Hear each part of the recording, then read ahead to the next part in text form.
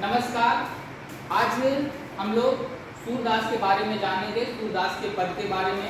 जैसा कि आप लोग जानते हैं कि हिंदी साहित्य के इतिहास में भक्ति काल में सूरदास जो है वो अहम कवि हुए हैं भक्ति काल में, और ब्रज भाषा के महान कवि हुए हैं। और उसी के पद आज हम लोग कुछ पढ़ेंगे। एक पद के बारे में पद है, जैसा कि आप लोग देख रहे हैं कि उधो तुम हो अति बड़भागी, अपरस रहत स्नेह तगाते, नाहिन मन अनुरागी, पुरैन पात रहत जल भीतर, तारस देह न दागी, जो जलमाह तेल की गागरी, बूंद न ताको लागी, प्रीति नदी में पाँव न बोरियो, दृष्टि न रूप परागी, सूरदास अबला हम भोरी, गुर चाटी जो पागी। यहाँ पे सूरदास कह रहे हैं, क्या कह रहे हैं कि उद्धव तुम हो अति बड़भागी।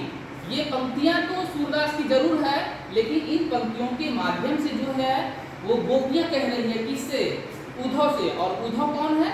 उद्धव जो है वो कृष्ण के मित्र हैं। और जब कंस वध के क्रम में जब कृष्ण मथुरा चले जाते हैं, तो जब यहाँ गोपियां विरह वेदना में पीड़ित रहती है, तो कृष्ण अपने मित्र को उद्धव को भेजते हैं गोपियों के पास समझाने के लिए कि तुम जाओ और गोपियों को वहाँ पे मनाओ। और अगर देखा जाए तो उद्धव के मन में कहीं ना कहीं ज्ञान का इतना ज़्यादा अहंकार है, घमंड है, कि वो सोचते हैं कि कहीं ना कहीं हम कृष्ण से अधिक हम गोपियों को समझा सकते हैं। लेकिन जब उद्धव आते हैं यहाँ पे गोपियों को समझाने के लिए, जब वो उद्धव ज्ञान रूपी अपने निर्गुण ज्ञान से जब गोपियों को समझाने का प्रयास करते हैं, तो उसके प्रत्युत्तर को गोपियां किस तरह से उलाहना देती है, उसी उलाहना के रूप में यहाँ पे सूरदास की पंक्ति में हम लोग जानेंगे कि उद्धव तुम हो अति बड़भागी, कि हे उद्धव तुम बहुत ही भाग्यशाली हो। क्यों? क्योंकि तुमने कृष्ण के साथ रह करके कृष्ण के मर्म को नहीं जान सका। उद्धव तुम हो अति बड़भागी, बड़भागी मतलब भाग्यशाली। अपरस रहत स्नेह तागाते नाहिन मन अनुरागी, कि आप उसके साथ रह करके आप उससे अछूता रह गए। अपरस का मतलब होता है साथ में रहने के बावजूद भी उसके गुणों से अछूता रहना। तो आप भाग्यशाली जरूर हो, लेकिन आप उसके साथ रह करके भी जब उनके गुण आपके भीतर नहीं आ पाए, इसलिए आप जो हो यहाँ पे जो हो अभागा हो। अब है कि पुरैन पात रहत जल भीतर, तारस देह न दागी, कि जिस तरह से कमल का पत्ता जो है पानी में रह करके भी पानी का जो अंश होता है, पानी का जो भीगापन होता है, वो कमल के पत्ते को नहीं भिगा पाता है, ठीक आप कृष्ण के मित्र होकर के भी, कृष्ण के साथ रह करके भी कृष्ण के जो गुण हैं, शगुन है, उसके रस को आप नहीं ले पाए। ये बहुत दुर्भाग्य की बात है।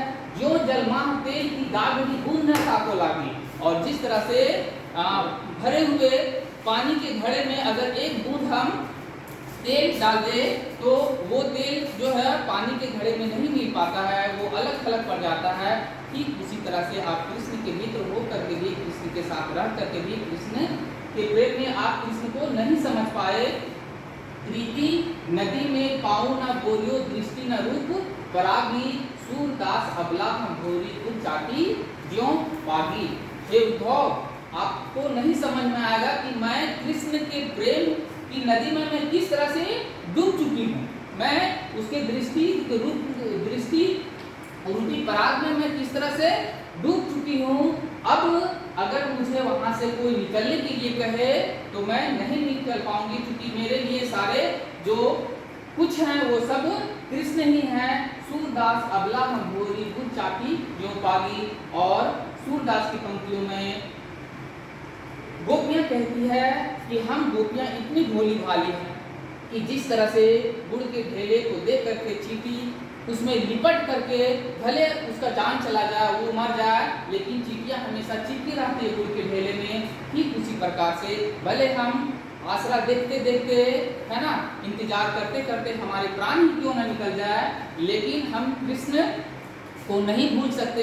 कृष्ण के प्रेम में हम इतने आतुर हैं कि उसके इंतजार में हम अपना पूरा जीवन गुजार देंगे, लेकिन कृष्ण को हम नहीं भूल पाएंगे। आप अपना जो निर्गुण रूपी जो गठरी लाए हैं वो आप वापस आप ले जाएंगे।